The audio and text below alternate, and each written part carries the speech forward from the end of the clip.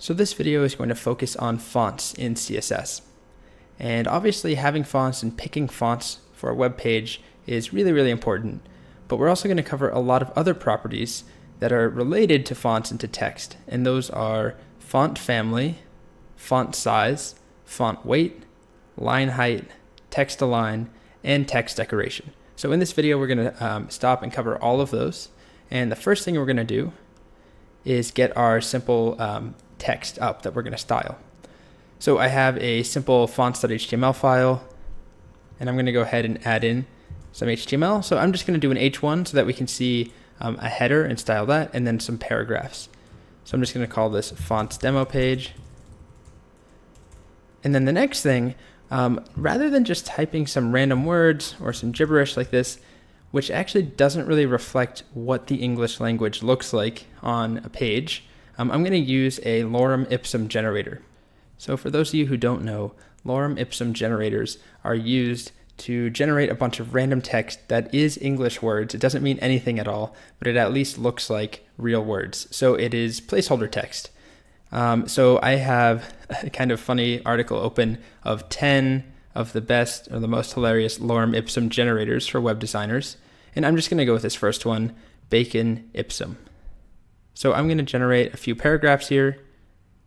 Click give me bacon, and you can see it just gives me some text, but this is real text that actually looks like a potential, something you would have on a website. It doesn't look like just gibberish like this. So it's a better representation of a font.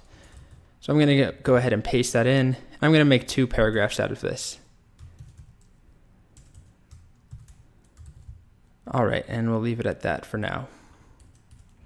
And we'll come back and add a little bit later, but let's just open this up and see what we have. Okay, so here's the site that we're going to be styling. And the first thing that we want to do is talk about how do we actually just assign a font to anything. And before we can even do that, we have to talk about what fonts we even have available to us in the browser. So there's no easy answer as to which fonts a computer has available in the browser. And that's because they're different on every machine. And I have this site open here, CSS Font Stack, that actually shows, depending on if you're on a Mac or a Windows, what the percentage of those machines are that have a given font. And so these are just kind of the standard web fonts that we'll see a lot of the time. So if we look at one like Helvetica, you can see that every Mac has Helvetica, but very few Windows have Helvetica installed. And so these are the system fonts that come on a machine.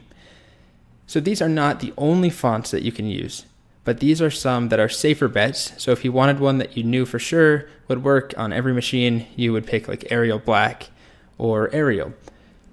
Obviously these fonts though are pretty limited. So we're going to see how we actually include custom fonts later in this video, but for now, let's just pick one of these.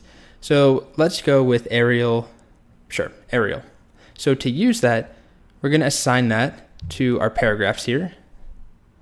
So I'm going to go into my CSS, which I have linked here, styles.css, and the property is called font family.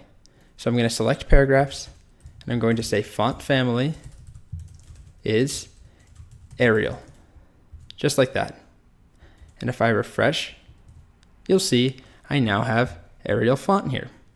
One quick note, I can also put quotes around this, which is totally valid. Sometimes you'll have to do this if you have a font that has a number at the beginning. Not that this is a real font, but if that was, I would have to put quotes around it because this is not a valid CSS line. Okay, so I can give it Arial like that, and you can see we get Arial. So there are other fonts we can play around with. Let's try Georgia. So let's give our H1 Georgia. Just like that. Refresh, and you can see it changes font. So don't despair if you're a designer. We're going to see how to use a lot more fonts and how to include custom ones. But for now, we're just going to focus on the built-in system default fonts, which are a little bit limited. And even then, there's no guarantee. As you can see, there's not any that 100% of machines have. So the next property I want to talk about is font size. So font size does what it sounds like. It controls how big the font is or how small the font is of a given element. So we can select something, and let's do it to our H1, and let's make our H1 a lot bigger. So we do font size, and there are different units that we can use. And the first one is called pixels, or px, and we've seen it a little bit before with border. So we're going to just give it something huge like 200 px. And if we go back to the browser, you can see we get this gigantic font, 200 pixels. What we can do, just in case if you want to play around with font sizes, you're not sure how big you want this to be, we can inspect it. And then we can go over here and we can click on this and we can change this number. So we can change it to 100 or 60 or 85 or whatever we want, and we can play around in the browser and just see it, the change reflected immediately. So that's a really nice feature when you're playing around with font sizes. So as I mentioned though, this is not the only way of picking a font size. It's not the only unit. There's another popular unit called EMs. And EM is basically a relative font size. So I'm going to go ahead and open up the font size MDN page and go to the EM section. And I'm going to read from here for just a moment. The size of an EM value is dynamic. An EM is equal to the size of the font that applies to the parent of the element in question. So what that really means is, I'm going to show you a quick example.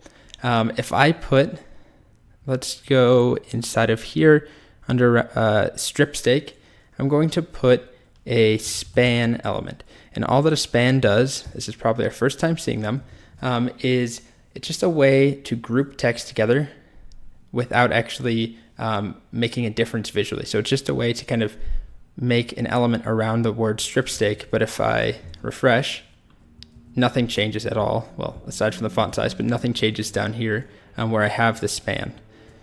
So it's a way to highlight or to single out some line and then do something to it. And we're just going to make it a lot bigger.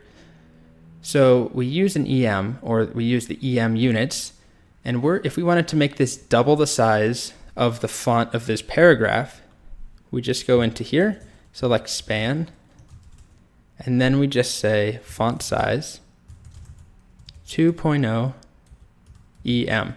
And so that is going to be double the font size of the enclosing element, or the parent element, which is this paragraph.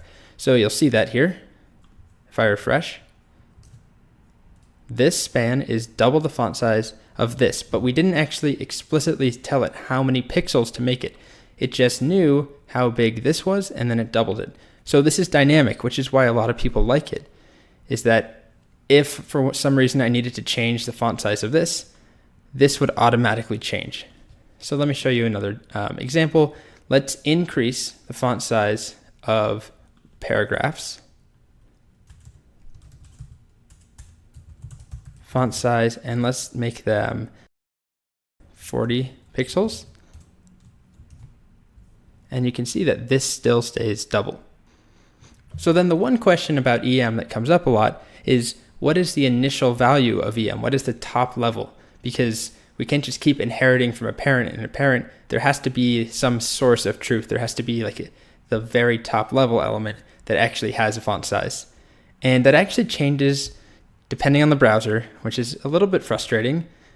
But according to MDN, it's usually about 16 pixels. So that's no guarantee, but it's usually around 16 pixels. So what most people will do is set a font size on the body at the very beginning. So something like this. Body, font size, and let's do something really small to start, like 10 pixels. And then let's change our H1 so that it's 5 times larger than the body. So that's going to look like 5.0 EM. And then we want our paragraph to be twice as large as the body, so 2.0 EM. And then lastly, we want our span to be twice as large as the paragraph, so that's also 2.0, because remember, it's nested inside. So let's do some text outside of a paragraph, just like that. And you'll see it's pretty small. And then we made this 5 times larger than this. We made this twice as large, and then this is twice as large as the paragraph.